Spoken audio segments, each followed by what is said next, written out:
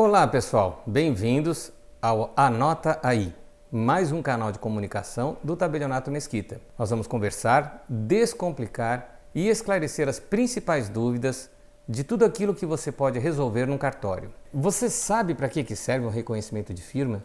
Já ouviu falar sobre procuração, autorização de viagem de menores, ata notarial? Pois bem, se você já se deparou com essas dúvidas e achou complicado, você veio ao lugar certo. Hoje vamos conversar sobre as principais diferenças dos regimes de bens, que podem ser aplicados tanto no casamento como na união estável. Vem comigo!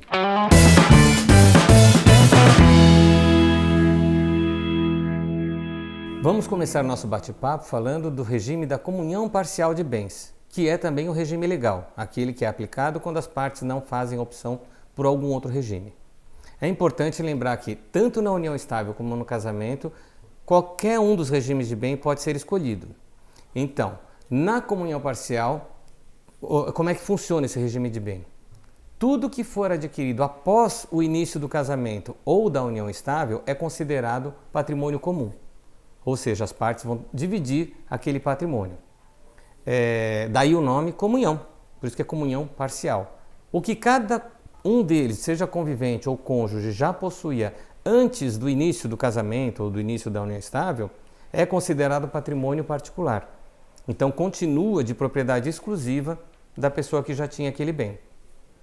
Então nessa categoria de bens particulares vão entrar os bens que a pessoa já tinha antes do início da convivência, os bens que ela receber por doação e os bens que ela receber por herança. Esses três tipos de bens vão integrar o patrimônio particular do marido, da esposa ou do convivente.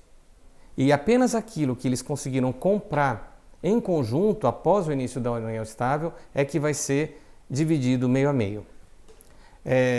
O que é interessante saber nesse regime?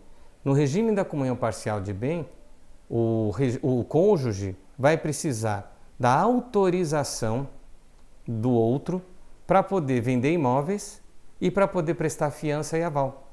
Então eu não posso, se eu sou casado em comunhão parcial de bens, eu preciso da autorização da minha esposa para poder vender o meu imóvel ou para poder fazer um aval ou dar uma fiança para alguém, para algum conhecido. Por quê? Porque a lei ela prevê a proteção do patrimônio da família. Os dois têm que estar de acordo que aquele patrimônio vai ser ou alienado ou colocado em garantia de algum outro negócio. O casal tem que estar de acordo. Então a gente chama isso de outorga uxória.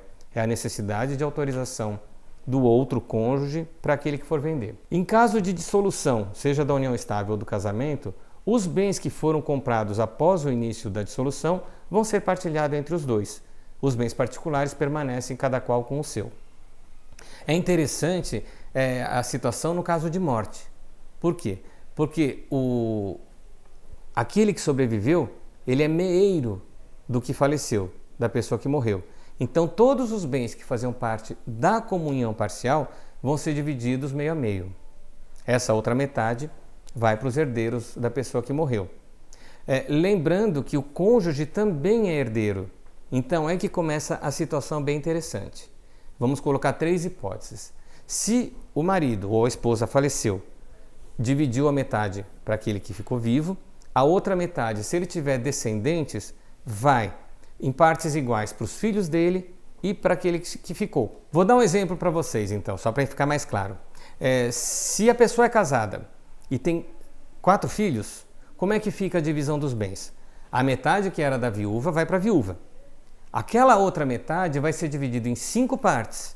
Cada filho vai ficar com uma das partes e a viúva vai ganhar a 5ª parte daquela metade.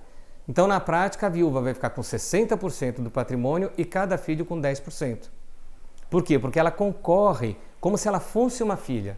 É isso que a lei presume. Ela é como se ela fosse um herdeiro necessário e ela concorre em igualdade de condições com os outros filhos descendentes. Agora, olha que situação interessante. Se aquele que morreu não tiver descendentes, mas tiver ascendentes, ou seja, pai e mãe vivos, e tiver os dois vivos, o patrimônio dele, essa metade que sobrou, vai ser dividido em 3 partes. A esposa fica com 1/3, a mãe com 1/3 e o pai com 1/3. Olha que interessante, como a lei coloca as coisas. E Se só um sobreviveu, só um pai ou só a mãe, aí a gente pega aquela metade que era do marido, divide em duas partes, a esposa fica com 25% e aquele que sobreviveu, o pai ou a mãe, com 25%. Então, na prática, a esposa vai ficar com 75% e o ascendente vivo com 25% do patrimônio total. Por quê? Porque 50% já era dela, por conta do regime da comunhão parcial. Aí vocês me perguntam, e se o falecido não deixar nem descendentes nem ascendentes? Aí, aquele que sobreviveu é o herdeiro universal e ele vai ficar com o patrimônio inteiro, 50% que já era dele e os outros 50% na condição de herdeiro. Isso foi uma mudança que aconteceu com o novo Código Civil.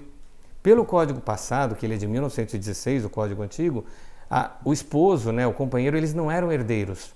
Eles passaram a condição de herdeiros com o novo Código Civil, que é de 2003. Então, de lá para cá, mudou bastante essa questão sucessória.